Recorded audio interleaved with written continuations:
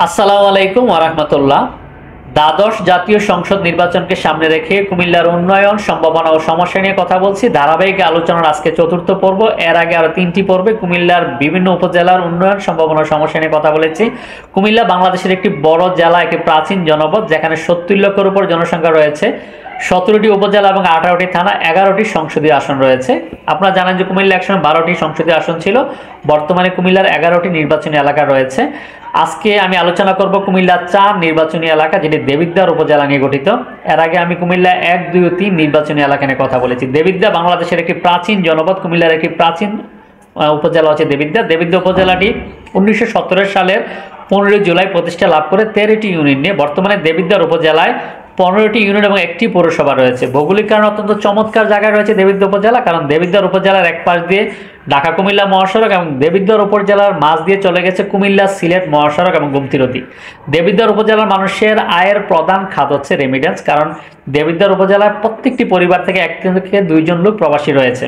দেবিদ্বার একটি প্রাচীন জনপদ এবং সমতটের রাজধানী, যেটা হচ্ছে বড়কামতা, সেটিও দেবিদ্বার উপজেলা। এছাড়া দেবিদ্বার হচ্ছে বাংলাদেশের একটি বড় উপজেলা, মুরাদনগরের পাশের উপজেলাটি দেবিদ্বার উপজেলা, যেই উপজেলা আসলে অনেক বেশি গ্যাস ক্ষেত্র রয়েছে।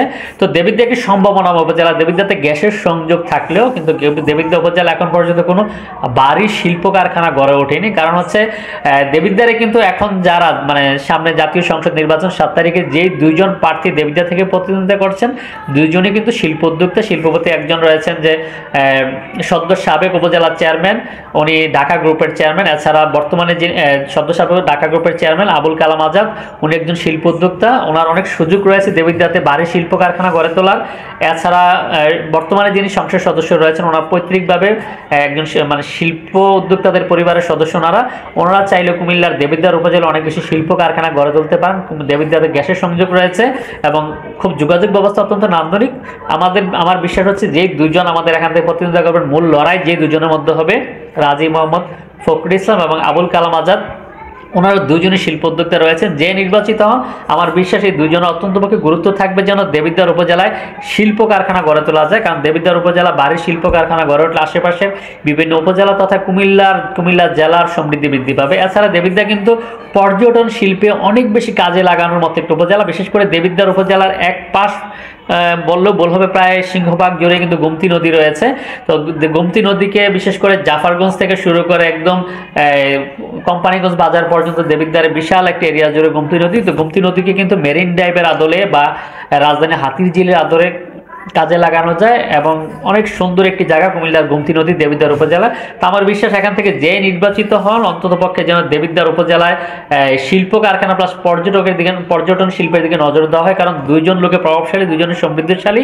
ওনারা চাইলে দেবিদ্বার শিল্প কারখানা গড়ে তুলতে পারেন। এছাড়া কিন্তু দেবিদ্বারে এখনই অনেক বেশি পর্যটন দর্শনার্থীদের জন্য ভ্রমণের জায়গা রয়েছে। বিশেষ করে দেবিদ্বারে দুয়ারি আদি জামে মসজিদ রয়েছে, বনকোট মুন্সেবাড়ি বা মিশনদের বাড়ি, সমতটের রাজধানীর কথা যেটা বললাম বড়কামতা, ওহেদপুর দিঘি, গোমতী নদীর ব্রিজ, চাষাপাড়া প্রজেক্ট, বাইতুল আজগর, 7 গম্বুজ জামে মসজিদ, উটখারা বাজার, নূর মানিকচর জামে মসজিদ এবং বাঙ্গুরি বটগাছ, যেখানে প্রচুর পরিমাণ দর্শনার্থীরা দেবিদ্বারে এইসব পর্যটন এলাকাগুলো ঘুরতে আসে। এছাড়া কুমিল্লা, আপনারা জানেন যে কুমিল্লা খাদ্যের স্বয়ংসম্পূর্ণ মাছ উৎপাদনে বাংলাদেশের শীর্ষে জেলা কুমিল্লা। আর কুমিল্লার মাছ উৎপাদন অত্যন্ত গুরুত্বপূর্ণ ভূমিকা রাখে।